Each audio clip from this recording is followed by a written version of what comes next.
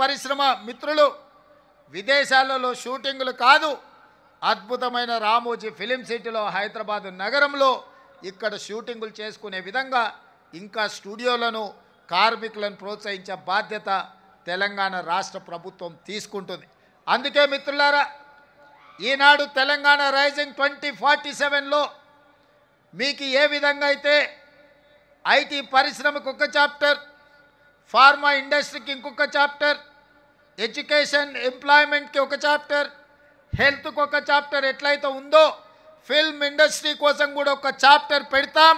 Film ఇండస్ట్రీని అభివృద్ధి చేసి ఈనాడు కొత్తగా మనం నిర్మించుకోబోయే శంషాబాద్ ఎయిర్పోర్ట్ కూతవేటు దూరంలో 30,000 ఎకరాలలో భారత్ ఫ్యూచర్ సిటీని నిర్మించుకోబోతున్నాం. మనం ఏ విధంగా అయితే హైదరాబాదులో చిత్రపురి కాలనీ, ఫిలిం నగర్, కృష్ణానగర్ వెలిసినాయో ఖచ్చితంగా మీకందరికీ భారత్ ఫ్యూచర్ సిటీలో మీ పాత్రను మీకు అవసరమైన అన్ని విధాలుగా ఆదుకొని అక్కడ మీరు ఉండే విధంగా చర్యలు చేపడతానని చెప్పి ఈ సందర్భంగా మీకు అందరికీ తెలియజేస్తున్నా.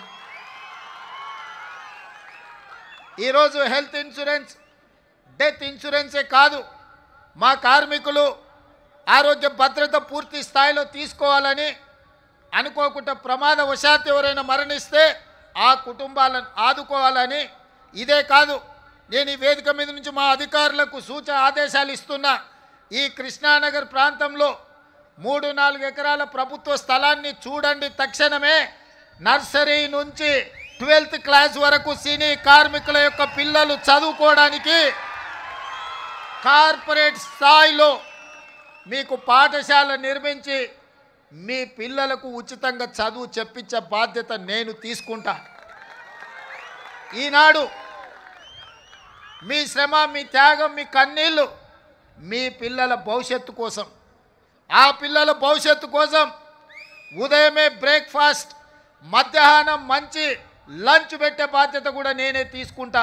ఉదయం మీరు పని మీద వెళ్తే కనీసం మీ పిల్లలు నాష్టైనా చేసినరా, కనీసం ఏమైనా ఒక గ్లాసు పాలు తాగినరా లేదా చూసుకునే పరిస్థితులు మీకు లేవు. అందుకే నాణ్యమైన బ్రేక్ఫాస్ట్ ఇవ్వడమే కాదు, ప్రతిరోజు వాళ్లకు పాలు ఇచ్చి, ప్రతిరోజు వాళ్ళకి బ్రేక్ఫాస్ట్ పెట్టి, ప్రతిరోజు మధ్యాహ్న భోజనం కూడా పిల్లలకు పెట్టి మంచి చదువులను అందించే బాధ్యత నేను తీసుకుంటా, రాష్ట్ర ప్రభుత్వం తీసుకుంటుంది. మీ పిల్లల చదువుల బాధ్యత నాది.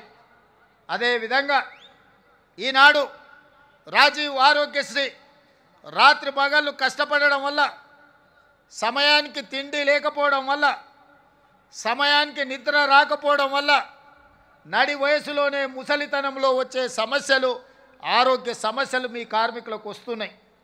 అందుకే రాజీవ్ ఆరోగ్యశ్రీతో పాటు మీ ఆరోగ్య సమస్యల్ని ఉచితంగా వైద్యాన్ని అందించే బాధ్యత రాష్ట్ర ప్రభుత్వం తీసుకుంటుందని చెప్పి ఈ సందర్భంగా కార్మిక సోదరులకు నేను తెలియజేస్తున్నా. అదేవిధంగా ఈనాడు నిర్మాతలతో మీకు ప్రతిస్తంభన వచ్చింది. ఆనాడు రాష్ట్రానికి చెడ్డ పేరు రావద్దు, 18 రోజులు మీరు ధర్నాలు, దీక్షలు, నిరసన కార్యక్రమాలు చేపట్టిండ్రు. నేను నిర్మాతల మండలిని కూడా పిలిచి చెప్పిన, ఆ కార్మికులు కష్టం